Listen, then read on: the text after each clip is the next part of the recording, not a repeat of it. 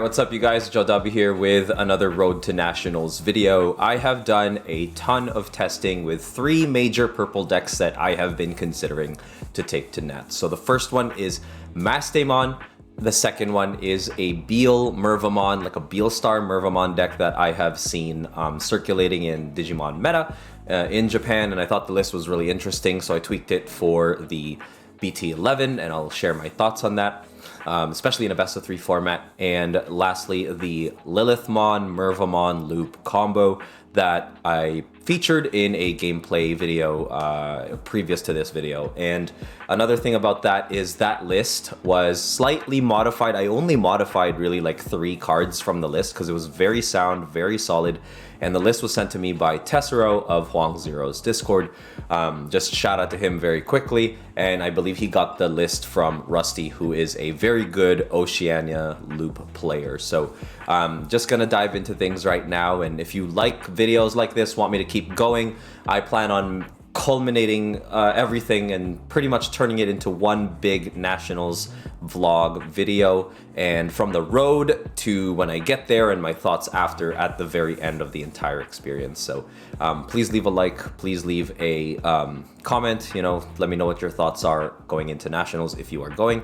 And at the end of this video we will also be discussing the prizing, because a lot of the prizing discussion has been mainly positive, but there are a few negative criticisms out there, and there are a lot of people that are heavily criticizing the prize pool, especially because it was released at the same time as Battle Spirit Saga's prize pool, and as we all know, it's all cash. They've hyped it up very much, and let's go right into it. Alright you guys, so kicking things off is the Mastemon deck that I have been testing. So I've actually been testing 2 variants of Mastemon. One primarily focusing on the security control aspect, where I'm utilizing Chaos Degrade at its maximum, utilizing Health Scythe at its maximum, and the whole idea was previous to older Mastemon builds, where you're really using the discarding tools to facilitate a good Health Scythe play, or a good Mastemon Jogress play from trash to end your turn by creating the biggest amount of value possible, ending with a Jogress with the Garomon's inheritable ability. So the goal was to effectively throw in some Anjuamons, Lady Devimons in trash, and the Lucemon Chaos Mode in trash, and then Flame Health Scythe, delete something, bring something out, Jogress, and that's how you kind of get maximum value. And that deck has actually been going okay, but going into the Black War Greymon X meta, it's pretty difficult to cycle certain things, because Mastemon's biggest weakness currently, I think, going into BT11 is de-Digivolve, because no matter how you Jogress, or no matter how powerful it's gonna get, or whatever swing turn you have, if Black War Grey X has something in raising and they go into that, you're likely passing, first of all, you're likely passing 3-4 memory a turn, right? So especially if they have Yuya, it's just guaranteed. Now the issue is, even with that memory now, if they've got the Greymon x-antibody, the new one, they can digivolve into the 4-cost, I think it was a BT8 or BT9 Metal Greymon that de-digivolves for 2. And because they can do that, your Mastemon that you just recently Jogressed is likely going to become a 6k DP Lady Devi or Anjuamon, and then when they digivolve over that Metal Greymon into Metal Greymon X Anti, the new one, it could potentially delete a 6k DP, deleting your entire stack that you worked so hard for. And at that point, you're stuck with whatever body you had played through Mastemon's Jogress effect, and really nothing else. And that became very difficult. Like, passing too much memory became very difficult, and once they saw Yuya, you were in a load of trouble pretty much. Reason being is, when Yuya gets suspended, it protects the Digimon from options until the end of your opponent's next turn, so I can't even Chaos Degrade the Digimon from my hand once they've used Yuya, which became a very big deal. So I didn't even have a response to that huge play. So I was like, okay, maybe this is why Mirai has a huge role, like a bigger role, right? So I'm like, okay, so let's try Mirai now, and I still put Gato in the deck, and I was like, okay, this is getting better, right? Because with the new Anjuamon and Lady Devimon, you're actually seeing blocker and retaliation inheritables that is provided upon the Mastemon Jogris. That said, you're still encountering the same issue. When you get de-digivolved, all of that is gone. So no matter how many angels you have on the board, if they have lethal next turn and they're able to de-digivolve Mastemon just once, they don't become blockers anymore, and it becomes a big issue. So another big issue going into this meta is Mirei and Garomon kind of conflict each other. I don't know if this makes sense. Mastemon players, maybe you've felt this before. You've had both in hand, and both you were presented with an amount of memory and a board state that made both plays, either one, a very good one. Like, you could have Mirai'd and pass turn, least amount of memory, very good, or you could have Garo'd, pass turn, least amount of memory, very good. Right? And there's obviously situations where one will be slightly better than the other, but I felt that I almost always wanted to play Garomon to find more things, because without like a corresponding Lady Devi or Anjomon as a follow-up to the Garo, I wouldn't be able to successfully trigger Mirei. And if I wasn't able to successfully trigger Mirei, what's the point? At the same time, if I didn't drop that Mirei, I would wait one turn dropping the Garo, and then because the build kind of shifts a little bit to being slightly more consistent versus having more immediate trash pieces, unless you're playing the BT3 Lady Devimon or the Ignitemon or anything like that, you have to wait a whole nother turn, and you really rely on having like both names to digivolve into and to play through Mirei. Now the Anjomon is a very good scapegoat to that, the new one. Anjomon can easily like bail you out of a situation where you don't have a Lady Devi, because you can like search your security.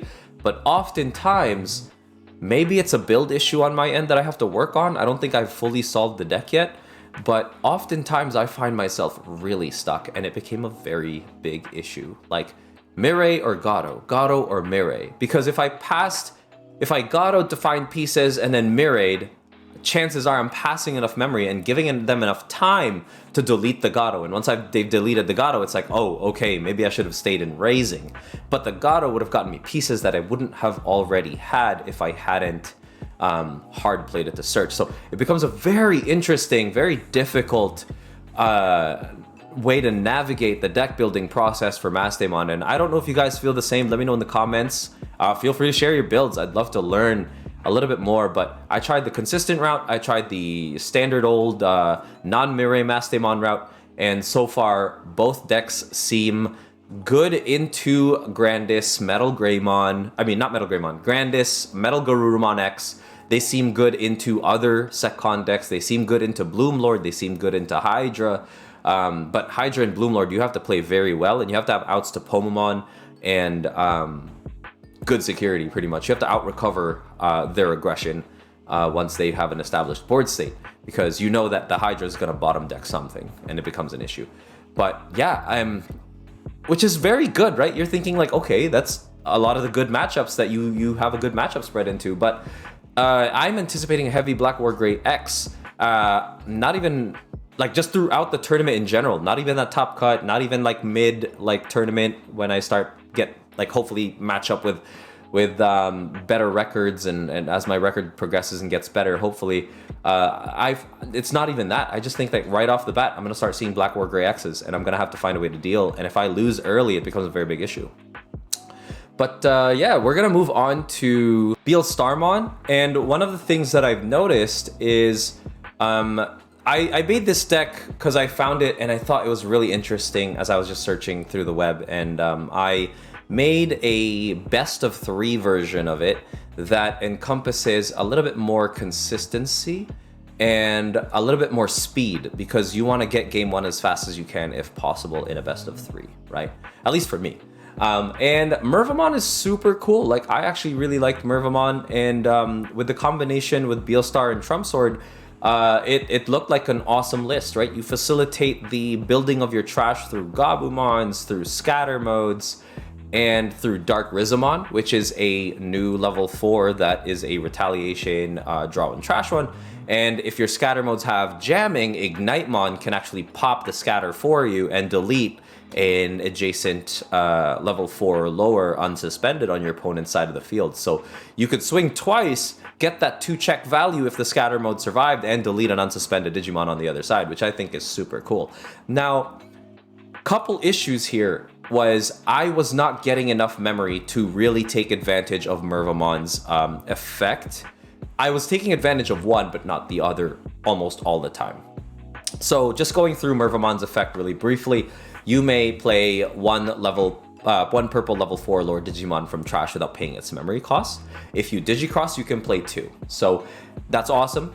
And all turns, with Retaliation and Crossheart and its traits, you gain Rush and Blocker. So when you are actually adding an Ignitemon underneath Mirva through the Digicross, you're paying 8.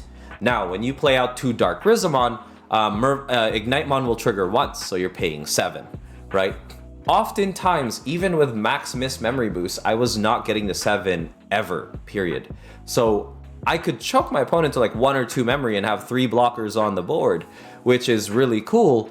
But if my opponent, if I don't bring out a Gazi with the other one, or they have a miss boost or a memory boost or a memory tamer, they can just de-digivolve Mirva, delete the Ignite, and all of a sudden I lose my blockers again.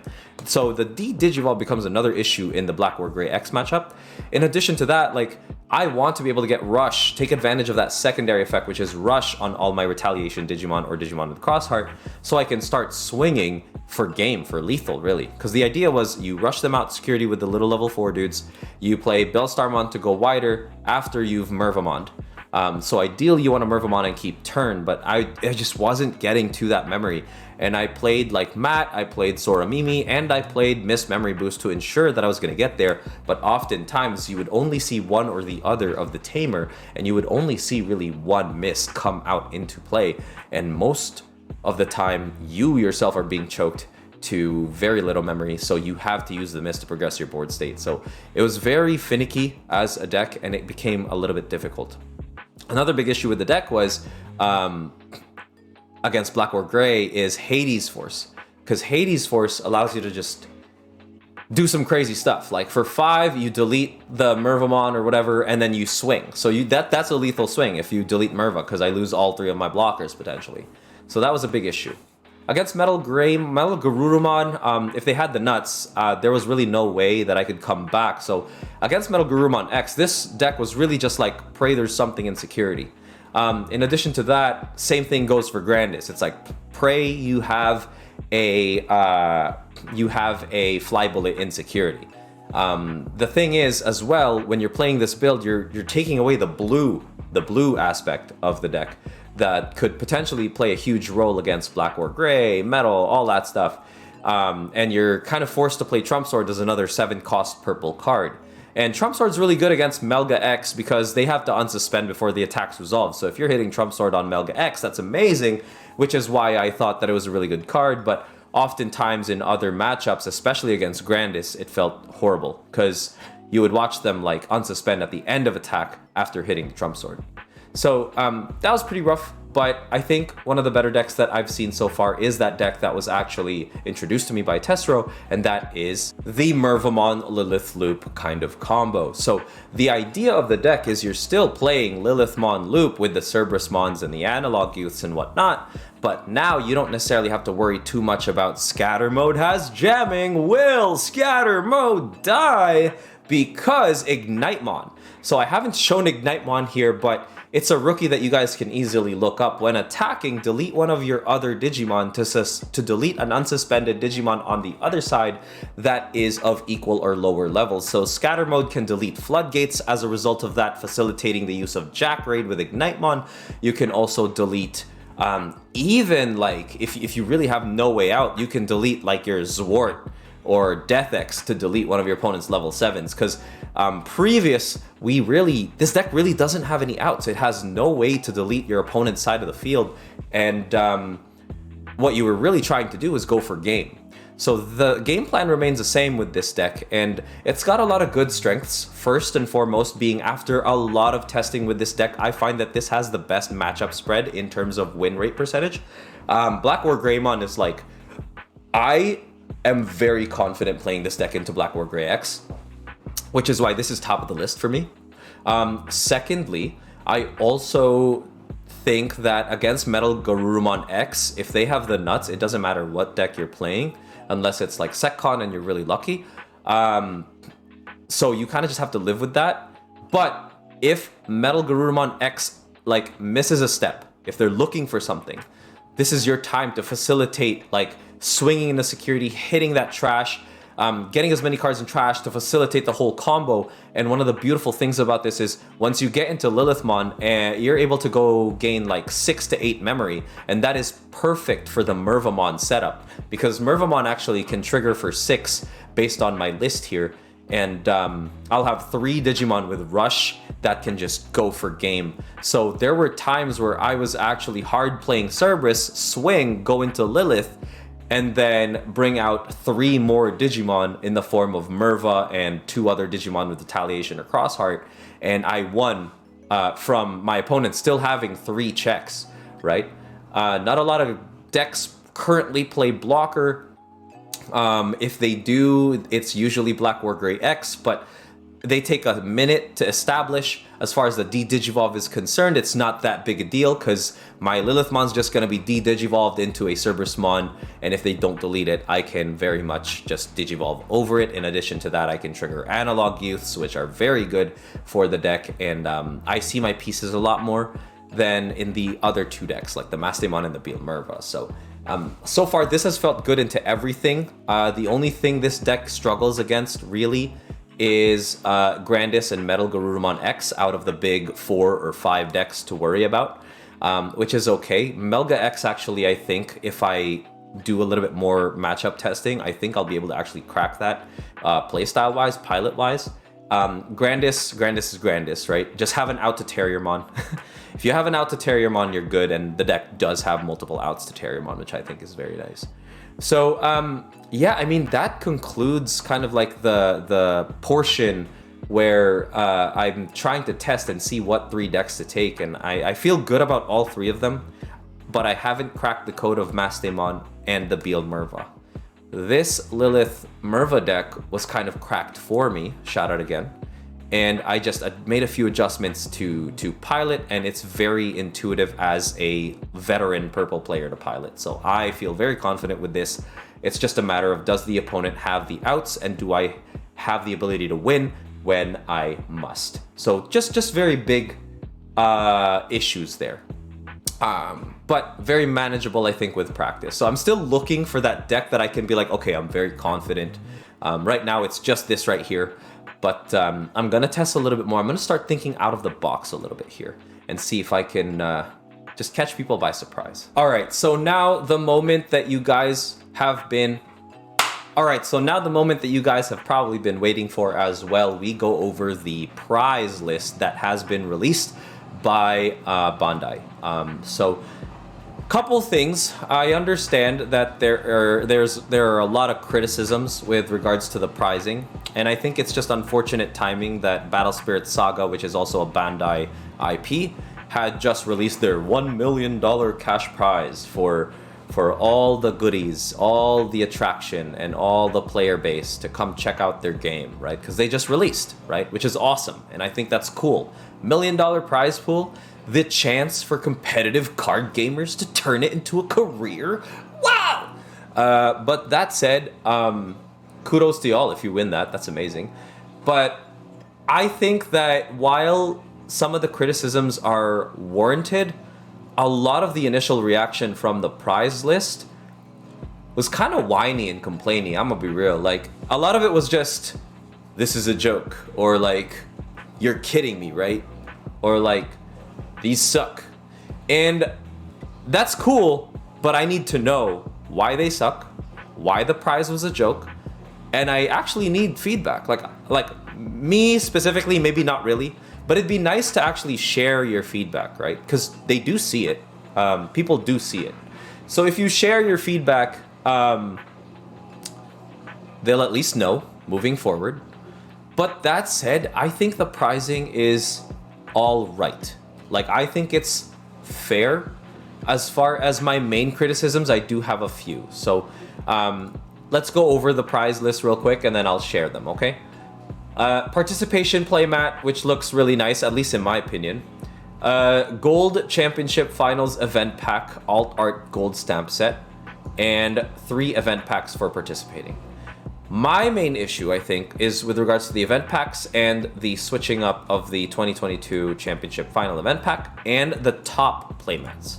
Which the topping isn't really like a big issue for me, because like if I don't top, I love the participation playmat. I'm good. I'm gonna frame that thing. But if I do top, which is awesome, I'll still be like, oh well, I'm still gonna be very happy about the playmat. But at the same time, you're gonna see as I scroll down that they didn't really refresh it for 2023. It's kind of the same artwork, and the artwork, it's tough because they didn't. There's nothing necessarily new about it, and that was the main sentiment, and I totally get it. And we're gonna also talk about the jackets, right? Because there's a top 32 and a top 8 jacket, which you guys are gonna see. I'll show y'all. And there were a lot of assumptions made with regards to the jacket that I think are a little unfair. Because there's no information. There's literally no information apart from like this one graphic, right?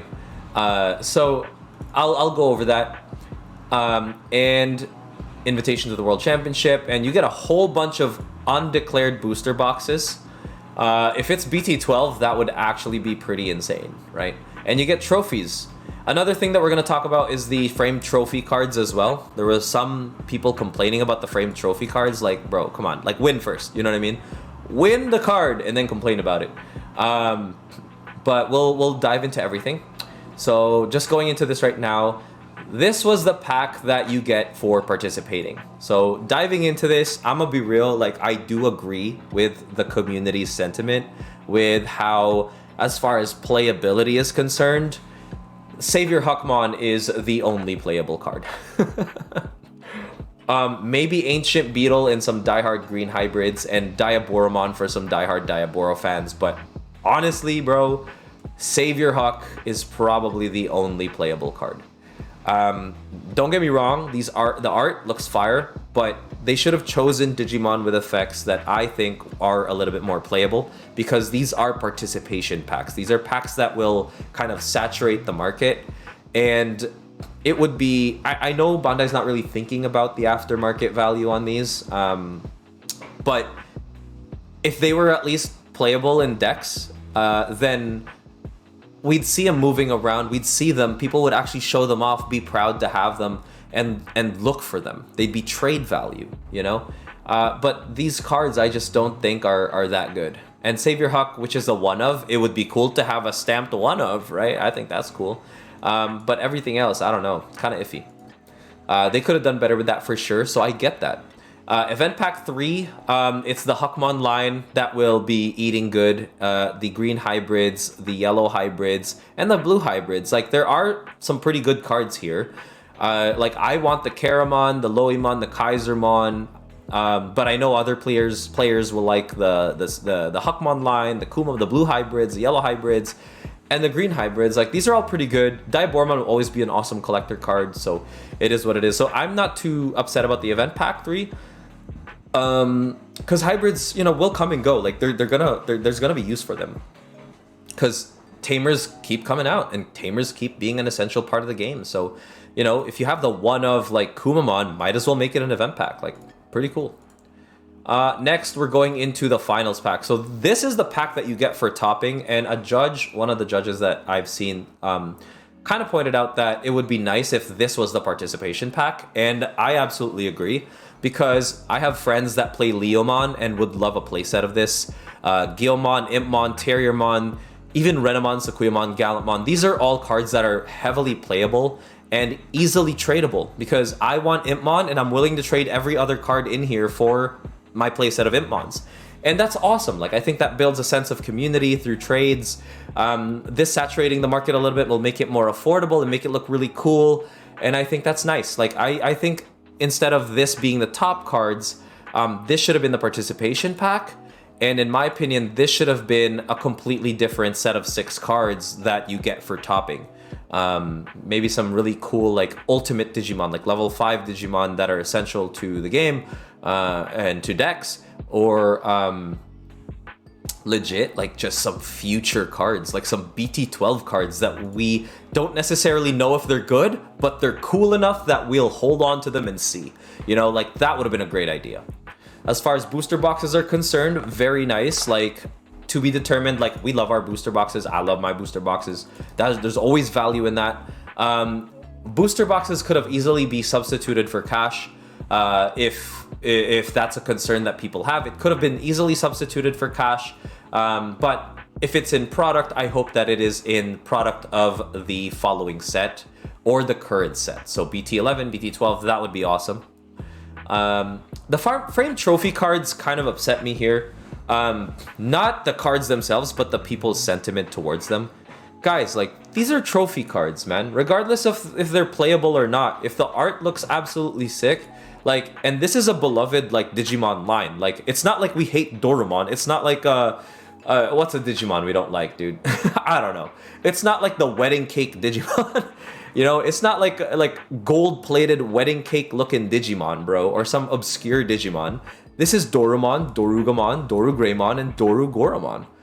This is an awesome line, and I really love this. I love the art. I love the circuit board, like trophy-style, metallic-style art. And this is a card you're supposed to show off. Not like, I guess some people show off by trying to collect a playset and playing it in their deck. But the way I see it, bro, is like, you're really trying to find 4 of these? Like, good luck, my guy. Like, this is something I would not play at all. They're gonna be framed, first of all, when they're sent to you. And I don't know, like, people were questioning the playability of these cards. And I'm like, yeah, but were you really gonna play them? Like, let's be real. Were you really gonna throw that one of? And just lose all its value? Like, the card itself, from a collector's standpoint, will have value just because of how rare it is. And just because how one of a kind these cards are, like just how low stock, low supply of these cards are, because you have to earn these cards. Like, a collector literally has to play the game to earn these cards, and most of the time a collector will just buy it, bro. Flip it, get your bag, you know what I mean? So I don't know. In my opinion, there's a little bit too much hate for this for what it actually is. This will always have value, and it'll have value even if you get it graded, or like the longer it stays, the longer it'll have value. Trophies, awesome. Apparently there were trophies last year. That was my bad for kind of always asking Bandai to like send trophies our way. But I mean, for DC1, for non-regionals and invite events, I would love some trophies too. Like, trophies are great. They don't cost much. At least I don't think they do. So playmats, this is where I personally had an issue with. Not so much everything else, but more so the playmats. So the participation playmat, I absolutely loved. Like, I love this participation playmat. It looks amazing. I will never play it. I'm gonna frame it or keep it as kind of like a sentimental value, because I'm gonna have everyone sign it. Actually, I might have everyone sign it that I know and love from nationals. They're all gonna sign this, and I'm gonna frame it because it's awesome. But the top 32, third place, second place, and first place, Bandai could have definitely done better, because these cards were just regular art cards, and it looks like they were kind of just like photoshopped to meld together instead of being uniquely new arts. Like, this is a playmat I want to show off, but like the regular art cards or the alternate art cards like are on the playmat, so there's nothing new about it. And I wish they did a refresh and made it look a little bit cooler, as opposed to being kind of like a photoshoppy looking vibe, you know. So I'm kind of sad about that. And then the jackets. So going into the jackets, we've got a top 32, which is just a regular jacket. We've got the championship emblem and the top 32 on the side sleeve here, which I really like. The Omnimon graphic, I wish, was more a centered style of art. They should have chosen a different art that doesn't make it look so off, because it's a center, like it's on the center of the jacket, but most of the art is on a single side, and it makes the jacket look a little bit off. So that's one complaint that I have. But one thing that I like here is in the top 8, it's a gold lining, gold zip, top 8, very awesome. I think this looks really cool. And another issue that people were kind of sharing that I think is a little unfair because there's literally no information. I guess they're basing it off their previous experience with other card games, but y'all are saying that like they don't have like sizes or they can't get this made for you. Like everyone thinks this is just like a Snuggie or something that is one size fits all. But I am personally hoping and optimistic that these are gonna be made to order. Once you've won, these will probably be made to order. At least that's my hope.